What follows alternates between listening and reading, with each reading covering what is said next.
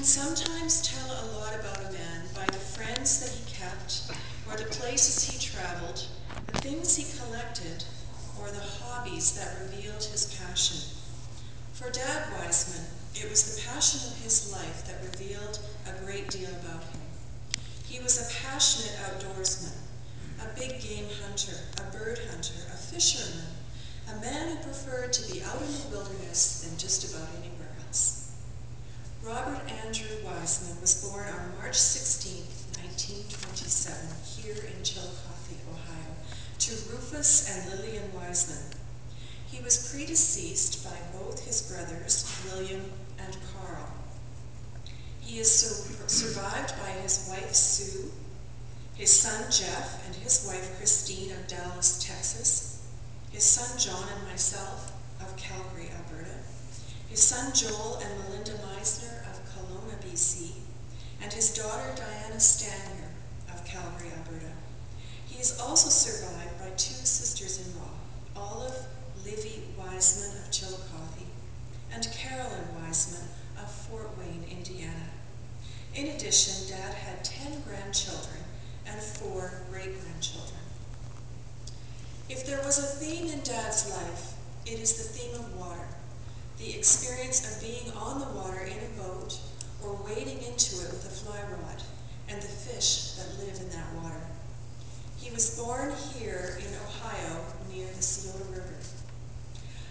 Early in his life, Dad developed a great love for the outdoors. His father, Rufus, a man decorated with a Distinguished Service Cross for his leadership in World War I, or as Dad would say, WWI, must have taught him to fish because someone did, and a lifelong passion was born.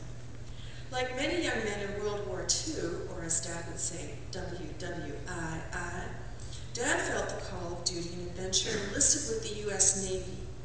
He was stationed at Huntington Beach near San Diego in California as a medic from 1944 to 1946. He returned home and attended Ohio State University and graduated in 1953 with a master's degree in chemical engineering. In his early 20s, Charlotte Sue Urig, a Chillicothe beauty and model, caught Dad's eye. They were married in 1952 and had 4 children, Jeffrey, John, Joel, and Diana, all born in Chillicothe. Dad went on to pursue a 35-year career in the pulp and paper industry with Mead Corporation. In 1965, he was asked by the company to go to Prince George, British Columbia in Canada to help start the Northwood Pulp Mill and to set up its chemical processes.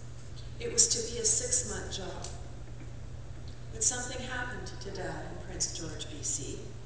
He fell in love with the Canadian wilderness. So he returned to Chillicothe, packed up the family into a station wagon, and leaving the Christmas tree still standing in Chillicothe, he headed back to Prince George in 1966. Prince George was a wild and woolly place in the 1960s. It was a rugged frontier small city, a gateway to northern BC where mining and logging were the mainstays of life. In this context, Dad began to move into hunting big game, and he explored the far Canadian north, including the Atlan District on the Yukon-BC border and the Spatsizi Plateau of northern British Columbia. It was there that he hunted for grizzly, for caribou, and for stone sheep. He knew how to tell a Ram Mountain from a maternity mountain full of ewes through the binoculars.